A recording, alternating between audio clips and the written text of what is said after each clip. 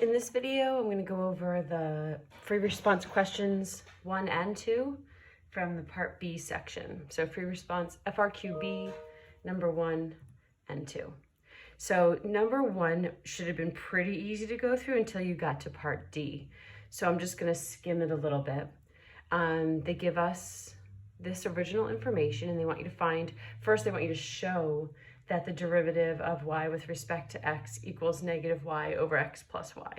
So this is a implicit problem, and showing it, if people ask how many steps do you need, you want to show that you use product rule here. So first times derivative of second plus second times derivative of first. Show that the derivative of y squared is 2y, y prime, and then the derivative of 8 is 0. Maybe show one more step, keep your y primes on the left and move this to the right. And then I went straight to here. I think that's good enough. All right, part B, find the equation of the tangent line to that curve at 1, 2. So I've got the point, I need the slope. Here's the derivative, plug in the point, get the slope, equation of tangent line. Part C, find the second derivative. So we didn't do this yet this year. So go back up to the first derivative and take the derivative of that. So now I need quotient rule. So I have the bottom times the derivative of the top, so negative 1 times y prime, minus the top times the derivative of the bottom. Derivative of x is 1 and derivative of y is y prime, all over the bottom squared. They want you to evaluate that at the point 1, 2. So plug in 1 for x, 2 for y, and then y prime. Remember, we just found that in part B. Y prime at that same point, I double checked, that same point was negative 2/3. So the derivative of y is negative 2/3. Put in x, put in y, put in the derivative of y, I get 8/27. All right, now part D, we've got the derivative of an inverse, which we all love. So I tried to write it out here. They want the derivative of the inverse of y at 1. So remember, that 1 is an x value for the inverse, because this is the inverse notation. That's always going to be an x. So that's an x in the inverse. So therefore, it's a y in the original. The only reason I need that information is because I'm going to be using the original function's derivative to find the inverse's derivative. That's the whole point, is I'm not using the derivative of the inverse to get my answer. I'm using the derivative of the original to get my answer, which I'm eventually going to flip.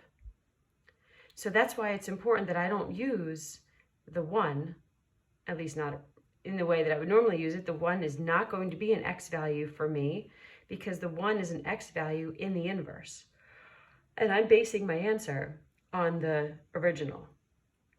So I'm going to think that, okay, they gave me 2 points. Well, since 1 is an x value in the inverse, I need 1 to be a y value for the original. So here's the point I'm going to use. I don't want to use 1, 2. I want to use 7/2, 1. I want to use that place where 1 is a y value.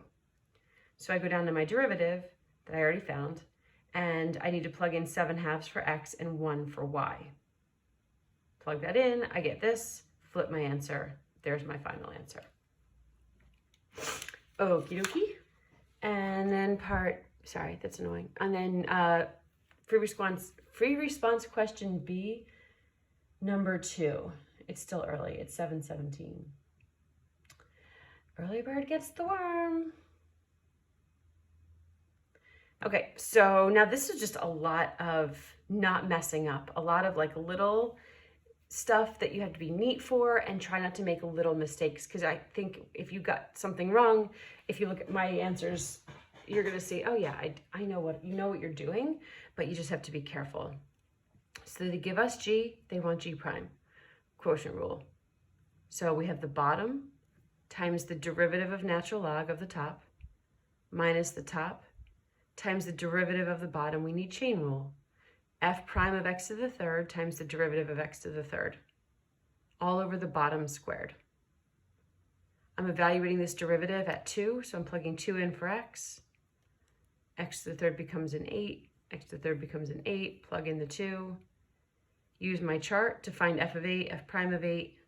I get this, and there's nothing else you really can do. I guess there are some things that you can do, but this is fine. if you're asking what could you do, I don't know, this 4 could become a power. That's a rule of logs, but it doesn't get us anywhere, so I would just leave it. Okay, now they get even trickier with their derivative they're asking you to take. They give you h, which is going to be f of 3, negative 3x. So be careful. This is not multiplication. This is not product rule. This is a chain within a chain. This is a function within a function within another function, right? We've got negative 3x, which is within f, which is within f. So to take the derivative, I always think like stay in my lane, stay with what I know. So to take the derivative, I need to take the derivative of the outermost thing with respect to what's there. So f prime with respect to f of negative 3x, leaving all of that alone. And then I chain on the derivative of the inside thing. The derivative of f of negative 3x is f prime of negative 3x times the derivative of negative 3x. If I just keep telling myself take the derivative of the outermost part with respect to what's inside, and then chain on the derivative of what's inside, so now I have a new problem. F prime of negative 3x times negative 3. I have to evaluate this at negative 1, which you might see from my eraser marks. First I got my negative wrong. So plug in negative 1, so now I have f prime of f of 3 times f prime of 3 times negative 3. So I'm going to have to use that table a couple of times.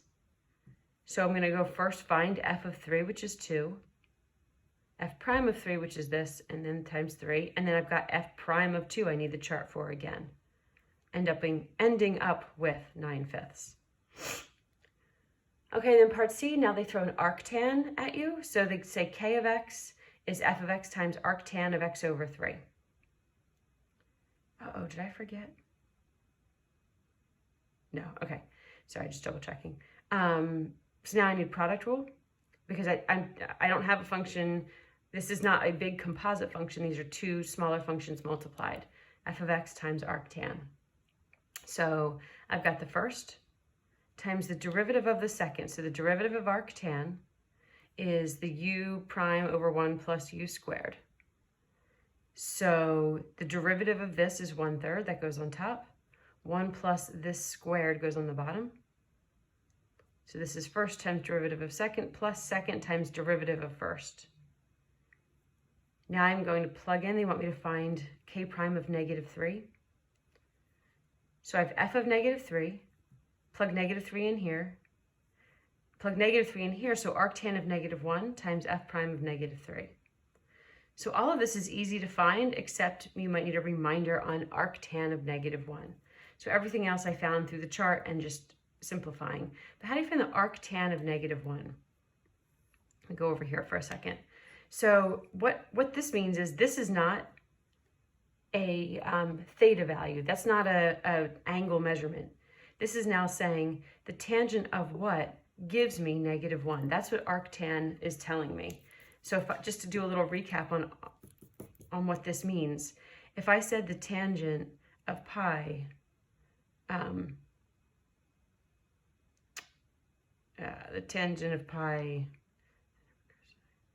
is 0, then I'd say what's the arctan of 0 is pi. But actually that's kind of problematic because of the restrictions. Okay, so that kind of helps, but not really. So tangent is actually also restricted to the right-hand side of the circle. Yes, we are supposed to know that. We're supposed to know that tangent is restricted to the right-hand side of the circle, so is sine, and arc cosine, by the way, is restricted to the top. So arc cosine is basically restricted to a rainbow, and arctan and arcsine are restricted to the right-hand side. So this is saying where on the circle, on the unit circle, is the tangent equal to negative 1?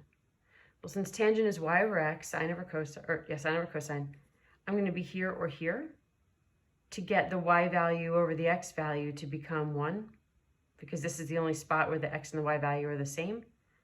This would give me a value of positive 1, but down here I would have the root 2 over 2, negative root 2 over 2. When I put y over x, I would get negative 1. So the value of the arctan of negative 1 is negative pi over 4. Not 11 pi over 4, or whatever that would be, but it wouldn't be 11, that'd be too much. What, 7 pi over 4? But it would be negative pi over 4. I won't put that on the test, and it's something we can go over more in depth if you're like, I don't remember arctan and I don't remember inverse trig. So anyway, the arctan of -1 is negative pi over 4. Put that all together, get my answer. Yay!